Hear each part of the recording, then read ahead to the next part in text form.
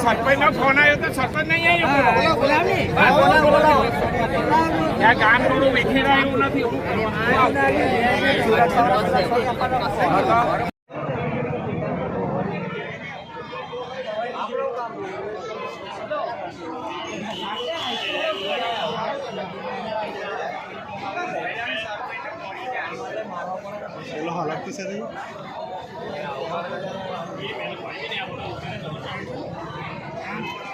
જી સાહેબ, શું ઘટના બની હતી? ઘટના બાદ ગામની સ્થિતિ બગડી હતી, કઈ રીતે હેન્ડલ કરવામાં આવી?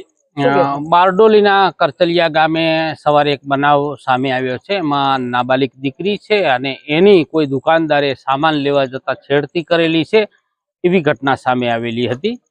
એ બાદ પોલીસને ખબર પડતા પોલીસ ઘટના સ્થળે ગયેલી અને એમને ફરિયાદ કરવા માટે બી બોલાવેલા. પણ મીનવાઇલ ગામ લોકોને સ્વાભાવિક છે કે નાબાલિગ દીકરી હતી એટલે રોષ થયેલો અને એમાં ગામ લોકો ભેગા થઈ ગયેલા ટોળું, અને ગામ લોકોએ દુકાનદારનો થોડો ઘણો દુકાનમાંથી સામાન કાઢી, એક ટેબલ કાઢી અને દુકાનની બહાર ટેબલને સળગાવવાની કોશિશ કરી. ટેબલ સળગાવેલું પણ પોલીસ આવી ગયેલી, પૂરતો પોલીસ બંદોબસ્ત થયો અને ગામવાળાનો રોષ હતો. એમાં પોલીસે ગામવાળાઓને સમજાવેલ કે ભાઈ ખરેખર આરોપી છે એ અટક કરી લીધેલ છે, લોકલ ક્રાઇમ બ્રાન્ચે અટક કરેલ છે. અને પછી ગામવાળાઓને ખબર પડતા કે નહીં, પોલીસે આરોપી બી અટક કરી લીધેલી છે અને પૂરતો બંદોબસ્ત છે. એટલે હાલ માહોલ શાંતિનો છે, ગામ લોકો અત્યારે શાંતિમાં છે.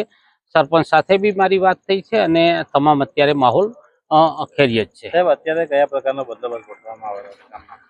અત્યારે 4 પીઆઈઓ છે, 8 પીએસઆઈ છે અને અમારી પાસે 32 જવાનો છે અને 80 હોમગાર્ડ છે. તમામ ગામમાં બંદોબસ્ત ગોઠવી દીધેલો છે અને આ બાબતે કોઈ રોષ ન થાય તે બાબતે અમે આગેવાનો બી બોલાવેલા છે અને એમની સાથે પણ હું મીટિંગ કરવાનો છું.